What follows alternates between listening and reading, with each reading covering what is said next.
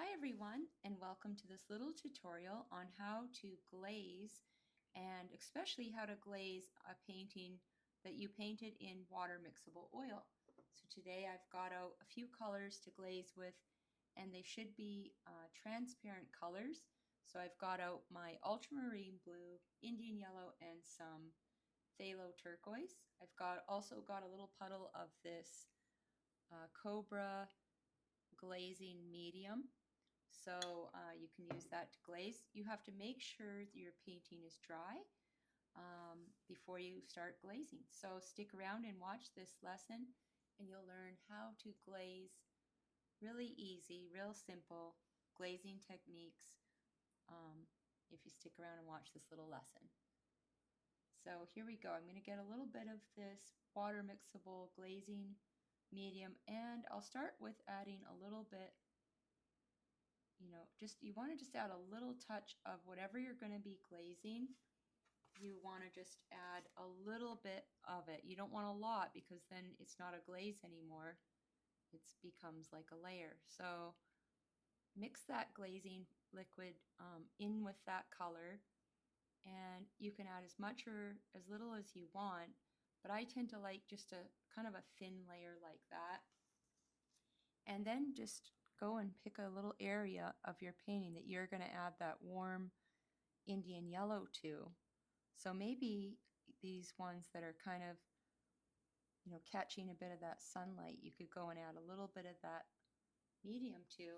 And then what I like to do is just take a little paper towel, and when I'm using water mixable oil, I could just dab off, just kind of dampen the paper towel a bit, and I'll just sort of dab off a little bit here and there of the glaze. So it's kind of there, but it's not, just one big brush stroke. So you can see compared to this white here, this is a lot warmer. And then if you wanted to have real fun, get a bit of that phthalo turquoise. I love adding this to it because if you glaze in the shadows with that phthalo turquoise, just look at what it does to that shadow. It really just kind of makes it come alive. You can put a little bit there, here and there, and try not to go overboard because then your whole painting is going to be cooled off with that glaze. Then I'll dab the edges just to kind of blend that glaze in. Just kind of go around and dab those edges a bit. And you can just see how much glazing brings life to your painting. Now I'll try adding a little bit. I can add a little ultramarine blue to that glazing medium and really go ahead and put in some, different shadow, add some blue to those shadows. And again, I can just go and kind of dab off some of the edges there.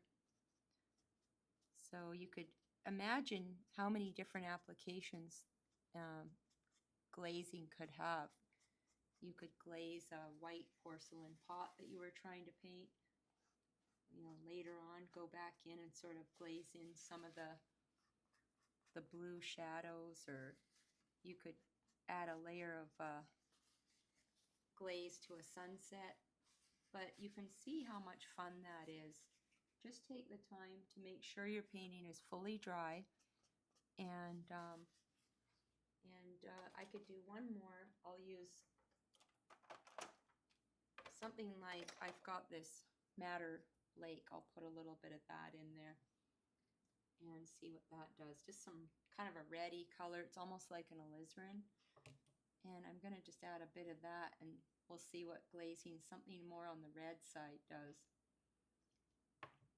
So if you want to have fun with that, maybe you glaze in the center a bit with that.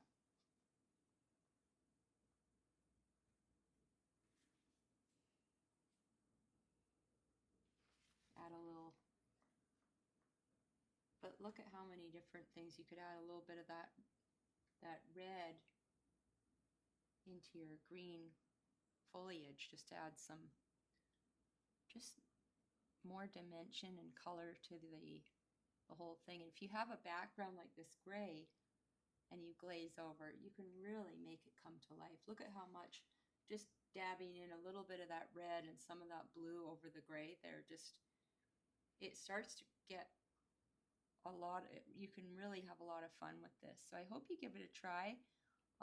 I've done videos on glazing in acrylic, so but I'll do another quick film of how to glaze in acrylic. But you can see just how even glazing in a bit of that red around that bud there, it just adds so much to it. You can just dab some of it off if you don't want it so strong. But just have fun, and it's just one of those things. Sometimes I'm just not patient enough to wait for my painting to dry or to go back and really work on the painting again, because I go on to the next. But you can just see how much, like even that little bit of red there, how much dimension it adds to your painting. I'll quickly just do one more. I found another old painting that I had done as a demo. So here's some white daisies. They're a little bit on the cool side because I tended to go a little overboard with the, I went a little overboard with the purple highlights. So if you do that, you can always go back in with some Indian yellow like this and just add a few dabs of that Indian yellow in there, and that can really just kind of warm it back up again.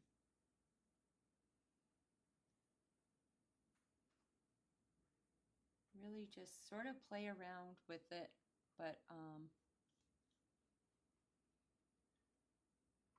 just try one more. Just get some more of that Indian yellow. Just add a little bit of that to the shadows that I have that are too purple maybe, and that kind of warms it up a little. You could even do it to some of the lilacs here, and you can really see that how much warmer that looks, and it just really brings to life the whole painting. So it's that simple. You just got to kind of, the key tips are you really need to make sure your painting is dry and that you have clean brush and that you keep your different glazes very transparent. Think of it as, you know, like a lip gloss versus a lipstick, you know, when you're applying the paint to your painting. So I hope that helps, and I look forward to, you know, continuing to help you out with your painting journey in the next video. So don't forget to hit the like and subscribe and share it with a friend. It helps me to, when my channel grows and I can keep, I know I reach more people if you subscribe to my channel. So if you don't mind subscribing, that would be great. And have a good day and happy painting.